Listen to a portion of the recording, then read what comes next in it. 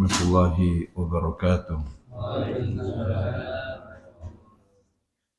Innal hamdalillahi nahmaduhu wa nasta'inuhu wa nastaghfiruh wa natubu ilayhi wa na'udzu billahi min shururi anfusina wa sayyiati a'malina. Man yahdihillahu fala mudilla lahu wa man yudlil fala hadiya lahu. Asyhadu an la ilaha illallah wahdahu la syarika lahu wa asyhadu anna Muhammadan abduhu wa rasuluh sallallahu alaihi wa ala alihi wa ashabihi wa man tabi'ahum bi ihsanin ila yaumiddin, amma ba'du.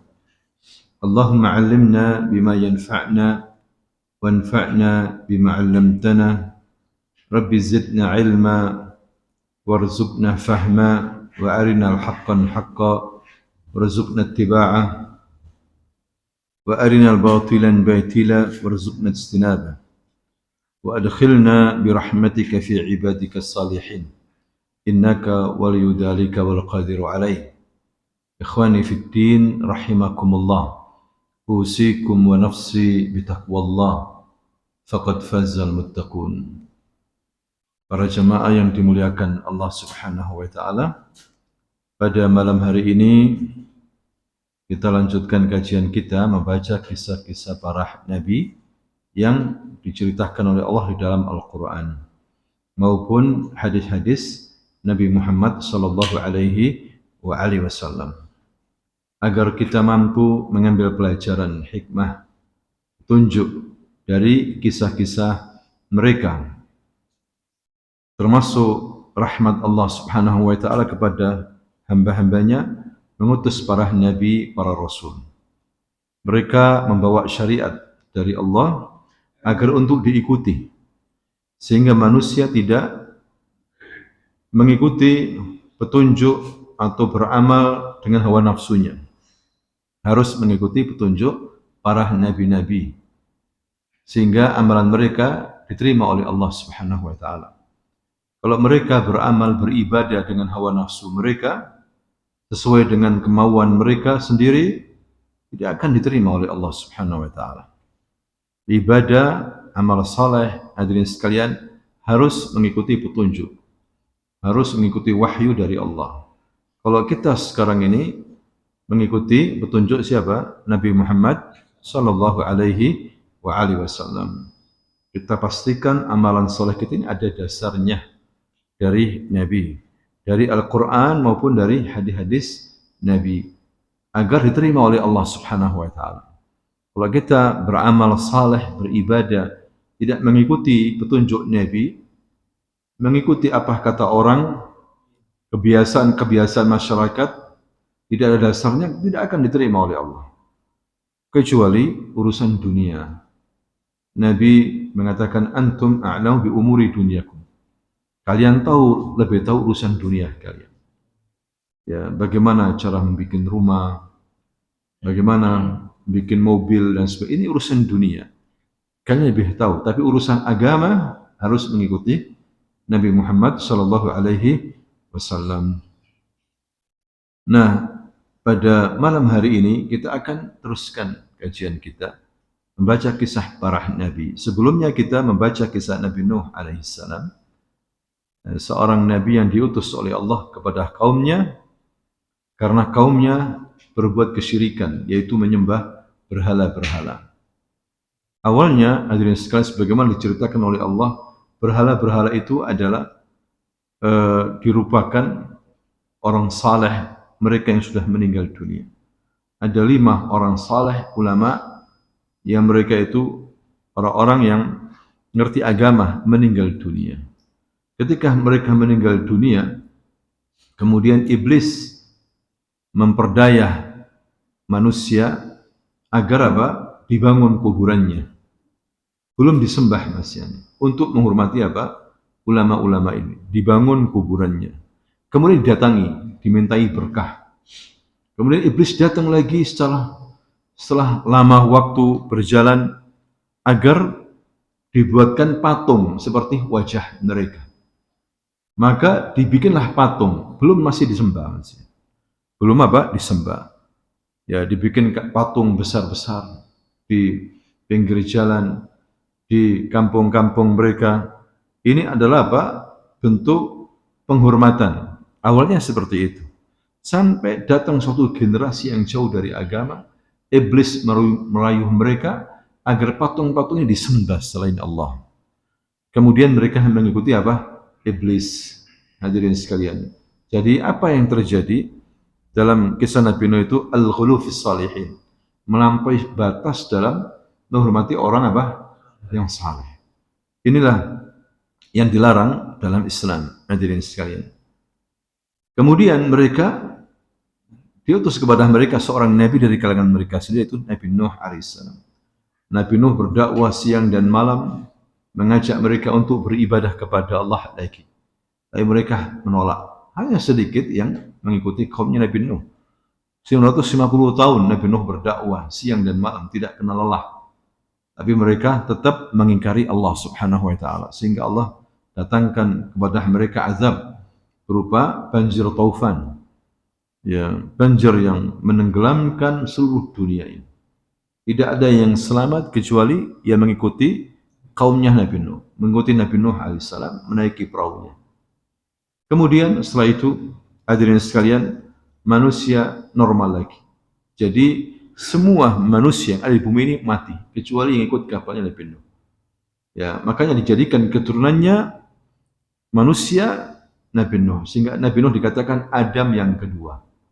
Adam yang kedua. Nabi Nuh memiliki 4 anak. Yang pertama bernama Sam. Sam ini putih, ya, menurunkan Bani Israel, orang-orang Arab. Ya, kemudian ada yang kedua yaitu Yafis. Ya, Yafis ini menurunkan orang-orang Asia, kecoklatan seperti itu. Ya, kemudian Ham. Ya, Ham ini agak kehitaman. Dan ada namanya Kan'an yang meninggal dunia, yang ikut diazab oleh Allah karena kufur. Hadirin sekalian. Nah, pada malam hari ini kita lanjutkan tentang kisah Nabi Hud alaihissalam. Nabi Hud ini keturunannya Sam. Ya, Nabi pertama kali dari bangsa Arab. Nabi Hud alaihissalam bersama kaumnya, kaum Ad. Ya, kaum Ad. Kaum Ad ini terletak di daerah Janubul Arabiyah, Jazirah Arabia bagian apa? Selatan. Kalau sekarang perbatasan antara Hadramaut, Yaman Selatan dengan Oman. Itulah markas besarnya, yaitu kaum Ad. Ibu kota mereka Iram. Sebagaimana Allah berfirman, Iramazatil Imad. Iram punya apa namanya itu pondasi-pondasi yang kuat, bangunan-bangunan yang tinggi. Seperti itu.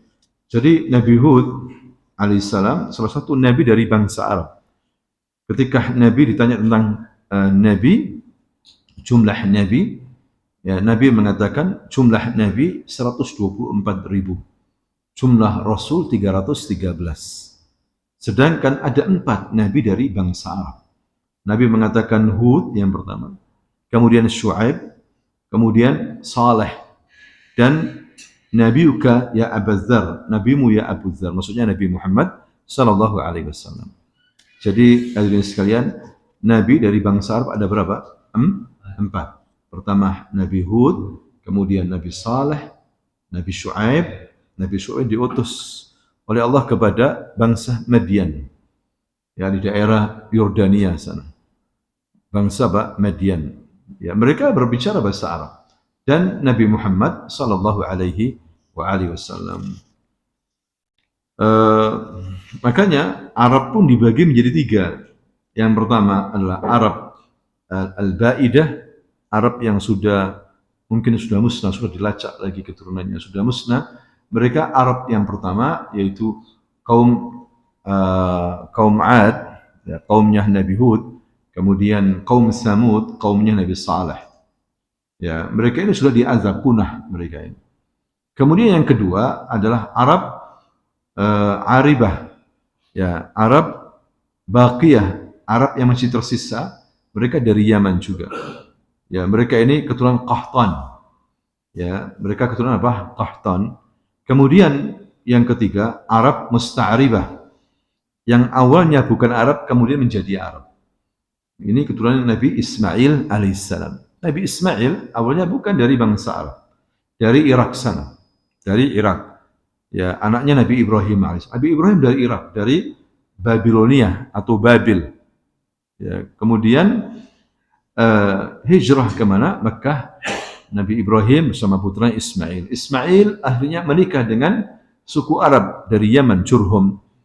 Ya, kemudian terus beranak pinak sampai menurunkan Nabi Muhammad sallallahu alaihi wasallam.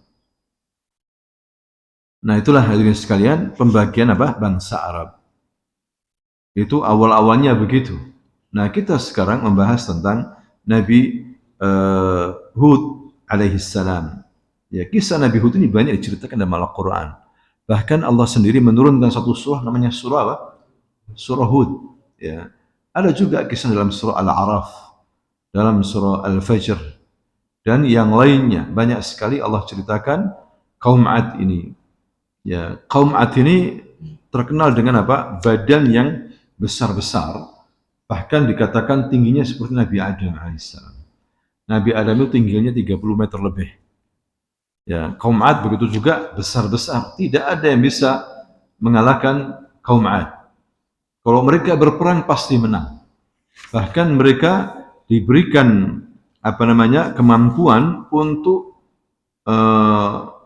mengukir, bahkan memperindah gunung-gunung. Ya, gunung-gunung batu itu diperindah, dijadikan istana-istana, sebagaimana datang setelahnya, yaitu kaum Samud sama juga. Tingginya sama dengan kaum Ad, keturunan kaum Ad, kaum Samud ini. Cuma Hud atau kaum Ad ini di daerah Yaman sana, perbatasan dengan Oman.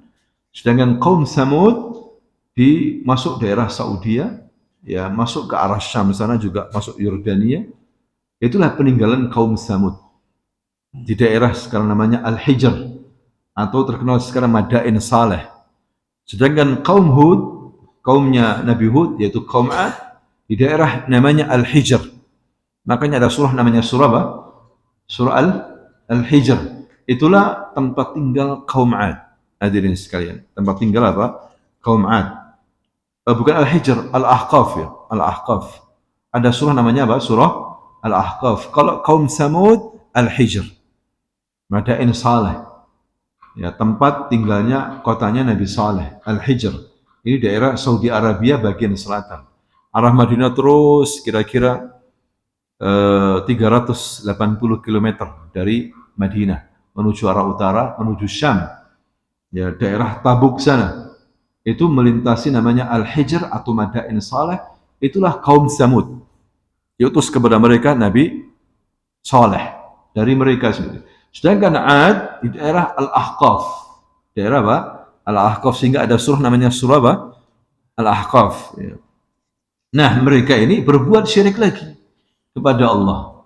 Setelah adanya azab, hadirin sekalian, mereka lupa lagi menyembah Allah, digoda oleh setan sehingga mereka menyembah berhala.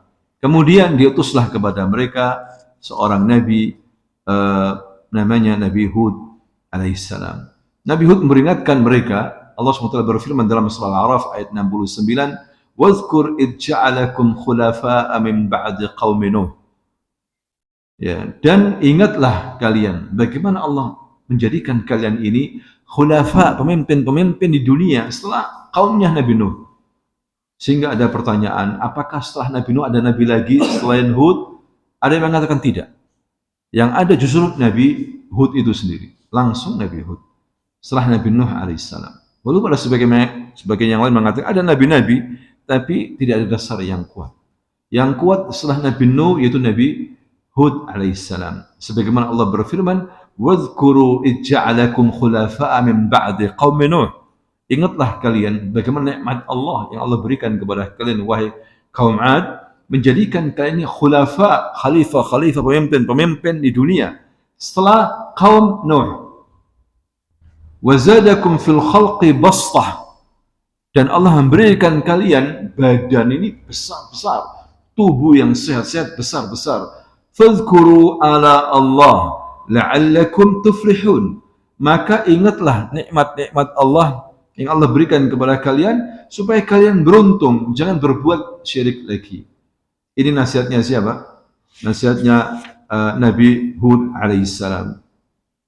Sebagaimana Allah juga berfirman di sini, hadirin sekalian, wadhkur akha 'adin إذ أنذر قومه بالأحقاف وقد خلت النذر من بين يدي ومن خلفه ألا تعبدوا إلا الله إني أخاف عليكم عذاب يوم عظيم.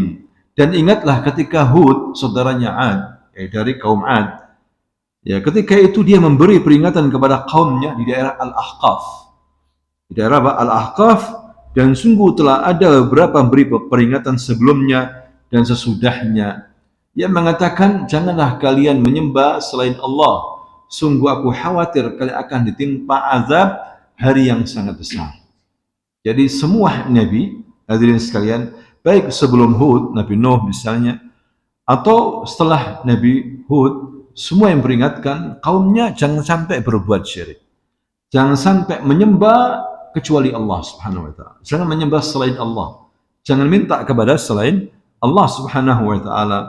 Nah, ini nasihatnya Nabi Hud alaihissalam yang diutus kepada kaum Ad. Dasarnya apa?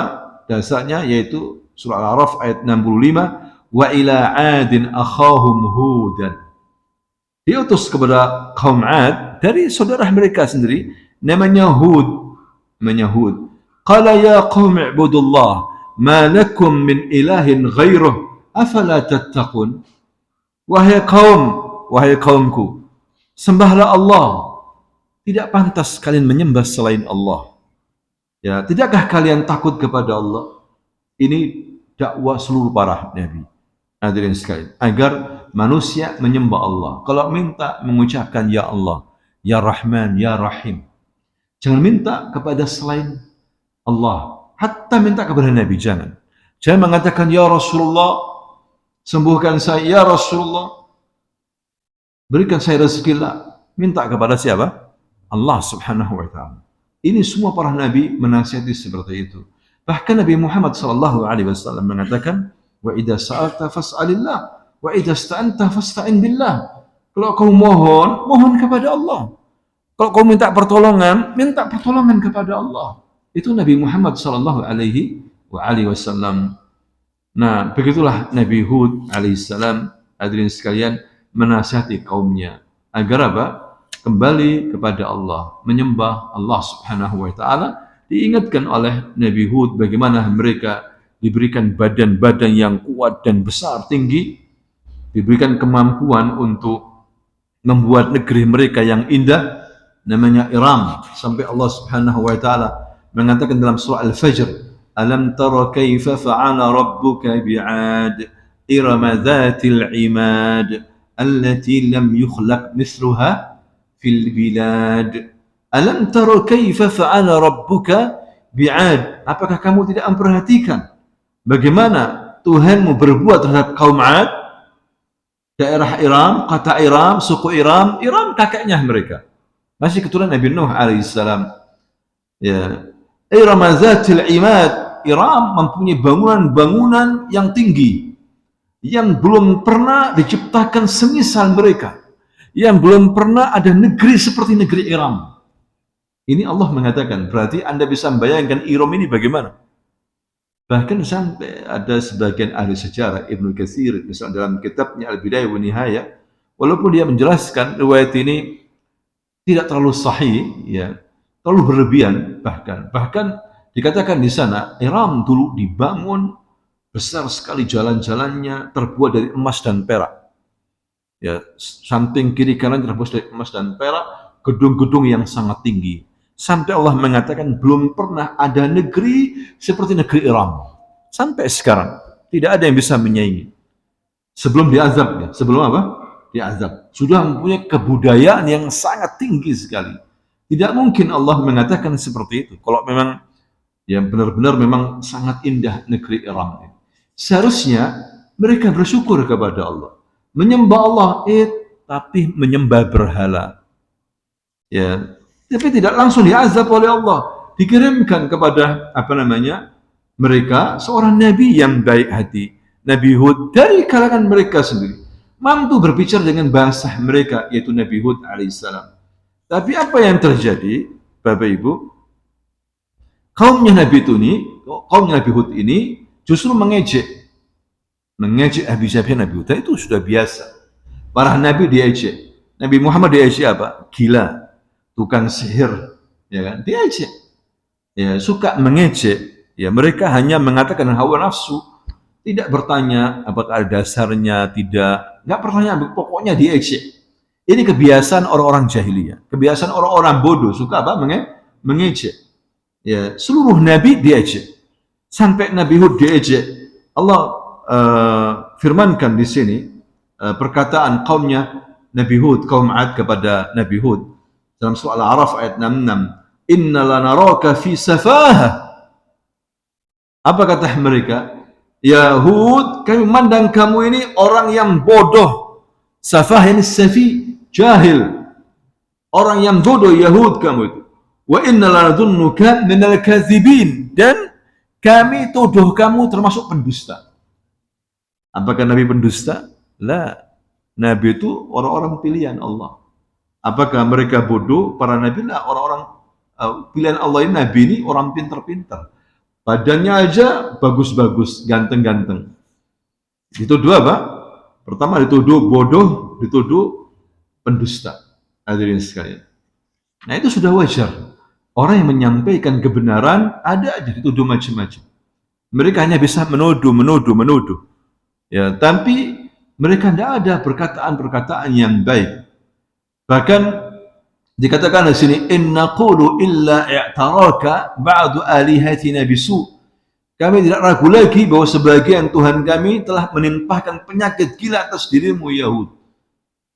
Jadi kaumnya ini sudah enggak sabar melihat Nabi Hud menasihati mereka. Dikatakan apa? Yahud, Tuhan kita ini, berhala-berhala ini memberikan kau penyakit yang buruk sampai kau mengatakan seperti ini. Nah itulah hadirin sekalian perkataan siapa? Kaum 'Ad. Kemudian Nabi Hud mengatakan apa?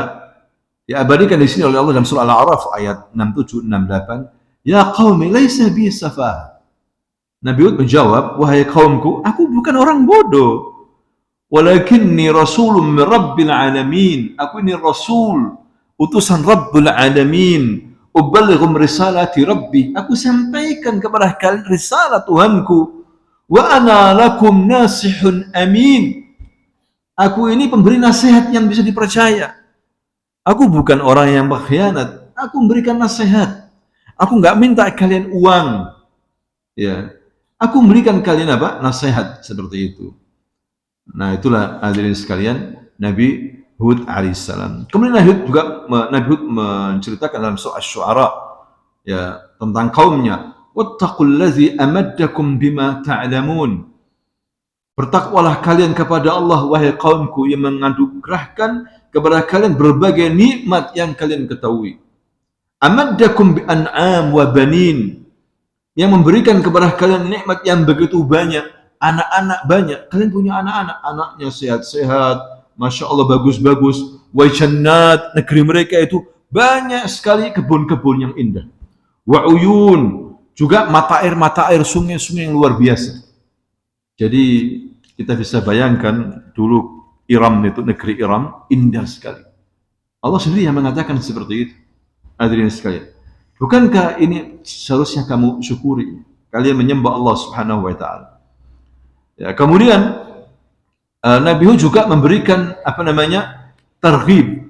Targhib ini juga seperti nasihat ya. Apa katanya Hud alaihissalam? Wa ya qaumi astaghfiru rabbakum. Wahai kaumku, istighfarlah kalian kepada Tuhan kalian. Tsumma tubu ilaih. Kemudian taubatlah kalian kepada Allah. Yursilis sama alaikum midrara. Kalau kalian bertobat kepada Allah, Allah akan memberikan kalian hujan yang terus menerus, yang berkah. Wa yazidkum quwwah ila quwwatikum. Dan Allah menambah kepada kalian kekuatan setelah kekuatan kalian selama ini.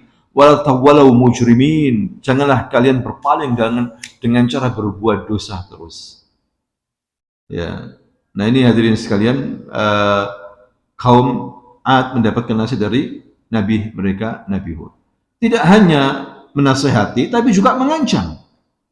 Mengancam, kalau kalian terus seperti ini, Allah akan mengazab kalian. Ini menunjukkan apa?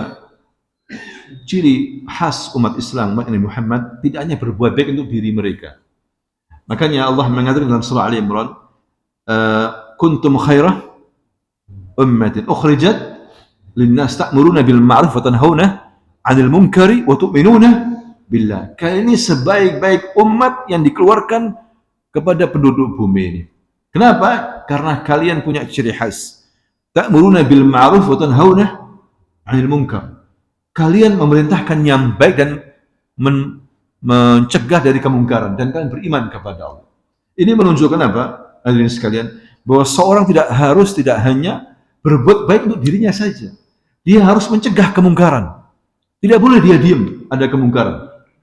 Ada yang mengatakan, yang penting diri saya, keluarga sudah cukup, sudah. Saya nggak peduli dengan lingkungan, nggak boleh seperti itu. Makanya Allah berfirman, wal asr, innal insana lafi khusr. Demi masa sungguhnya manusia semuanya merugi, semuanya merugi. Laki merugi, perempuan merugi, orang kaya rugi, orang miskin rugi, tua muda merugi, semuanya rugi kecuali apa? Ilal ladzina amanu, kecuali yang beriman. Wa amilus salihat, yang beramal saleh. Wa tawasaw bil haq, wa tawasaw bis sabr. Apa itu? Wa tawasaw bil haq, menasihati orang yang baik. Jangan diam saja. Ya, jangan diam. Jangan untuk dirinya saja, menasihati orang yang baik. Umat ini kalau dinasihati ngawur, hadirin sekalian. Kalau enggak dicegah, mereka berbuat kemungkaran. Wa tawasaw bis sabr, dalam amar ma'ruf nahi munkar butuh kesabaran. Butuh kesabaran, tapi tidak boleh diam. Harus dinasihati. Kalau enggak, kita kena azab semuanya dari Allah Subhanahu wa taala. Ya, tidak boleh diam, harus memberitahu.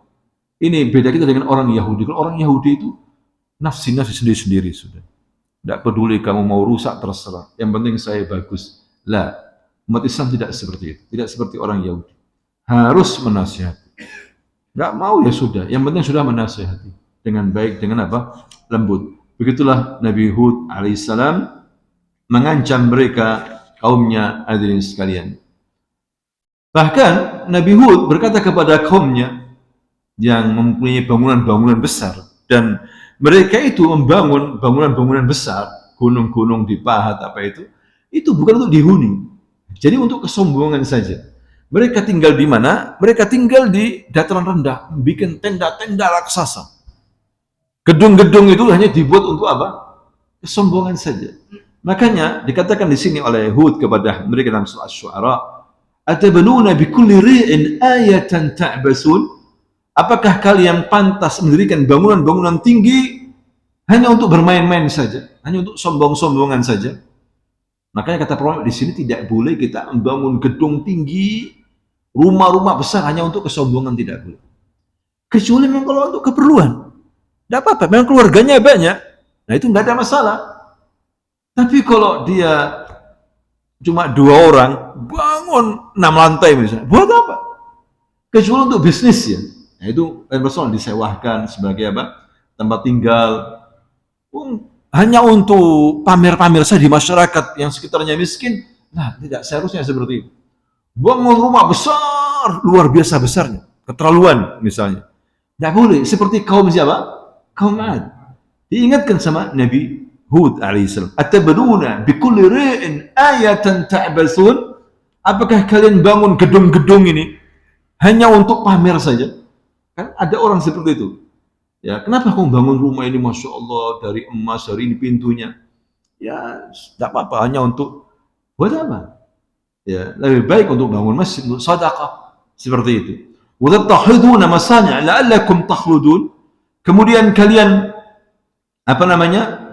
membangun benteng-benteng besar, kalian menyangka bahwa kalian akan kekal di dunia ini, tidak akan mati. Katanya Nabi Hud alaihissalam, wa idza batashtum jabbarin, dan kalian kalau menyiksa, kalau membunuh, kejam sekali.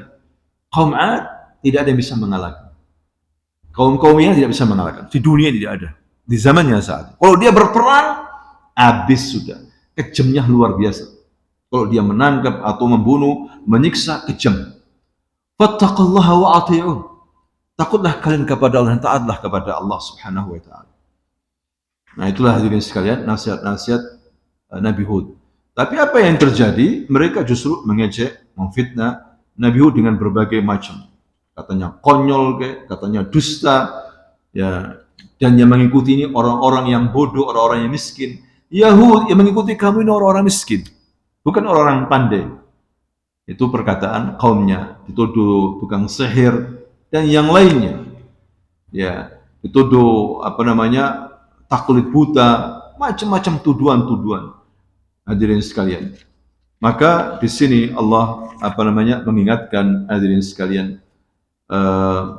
dengan perkataannya, wa tilka 'adun jahadu bi ayati rabbihim wa 'asaw rusulahu wattaba'u amra kulli jabbarin 'anid. Demikianlah kisah kaum 'Ad. Mereka menolak dengan angkuh tanda-tanda kekuasaan Tuhan mereka, mendurhakai para rasul-rasulnya. Padahal dia itu satu rasul. Tapi dikatakan di sini Ad mendustai rasul-rasul. Kenapa? Padahal rasul cuma satu yang diutus. Karena ketika seorang mendustakan satu rasul, berarti mendustakan semua rasul. Karena risalah rasul sama, mengajak kepada ibadah kepada Allah dan meninggalkan syirik.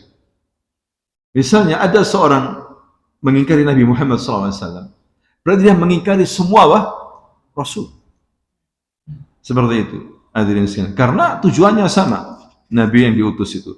Dan mereka menuruti perintah semua penguasa yang sewenang-wenang, lagi menentang kebenaran.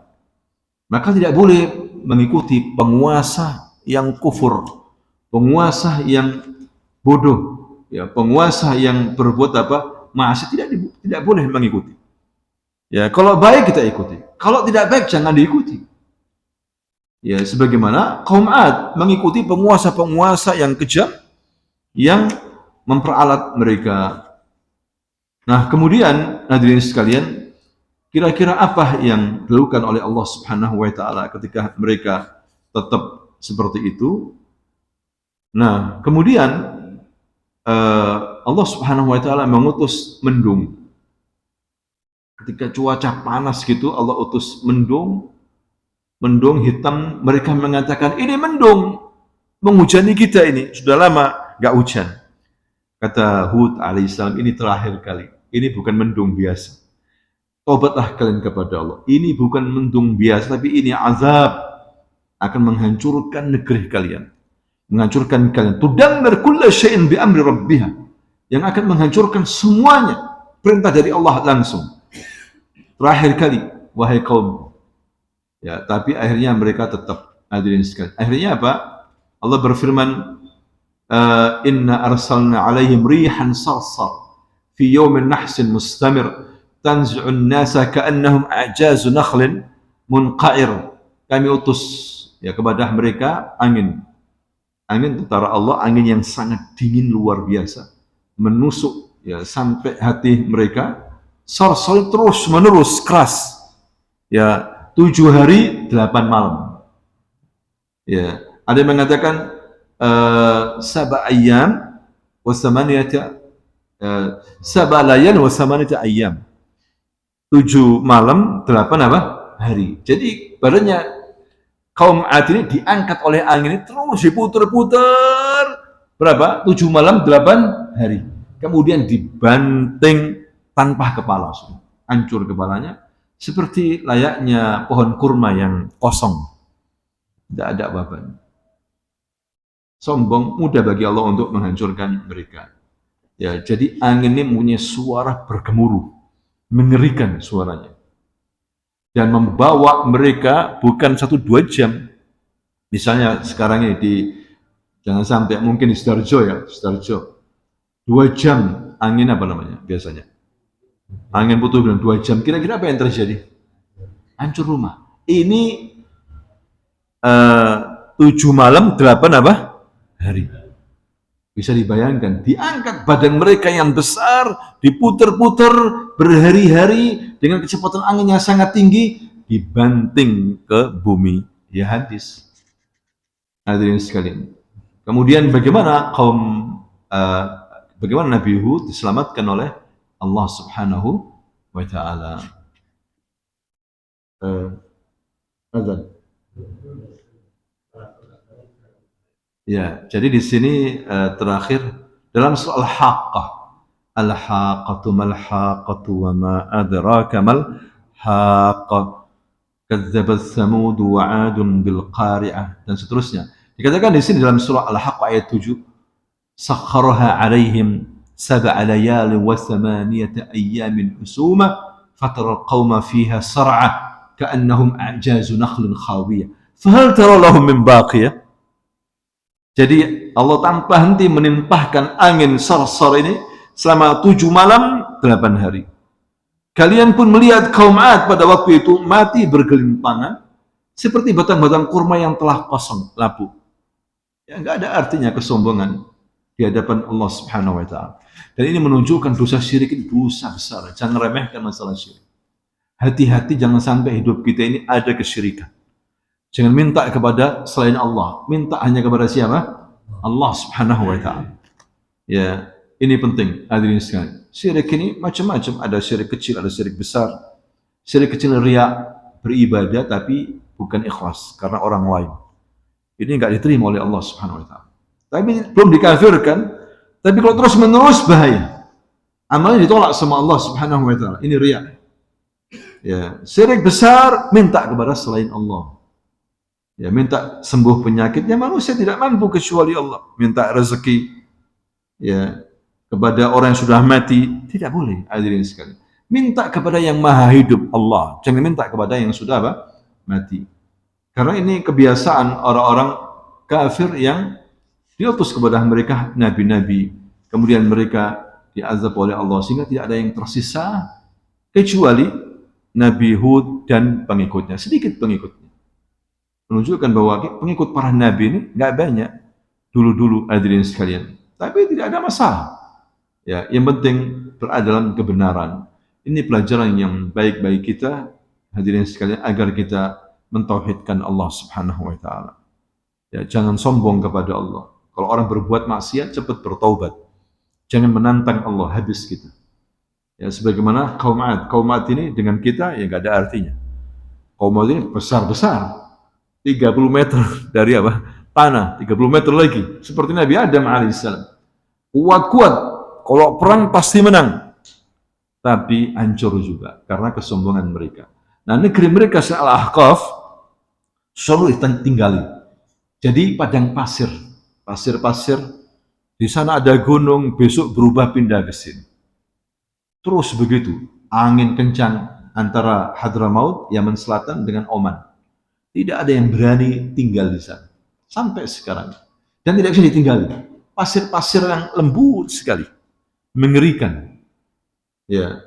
Nah, itulah tempat tinggal kaumnya siapa? Kaum 'Ad di daerah Al-Ahqaf. Mudah-mudahan bermanfaat Bapak Ibu apa yang kita sampaikan ini. Terima kasih atas kehadirannya. Subhanakallahumma wa bihamdika asyhadu an la ilaha illa anta astaghfiruka wa atubu ilaik. Assalamualaikum warahmatullahi wabarakatuh.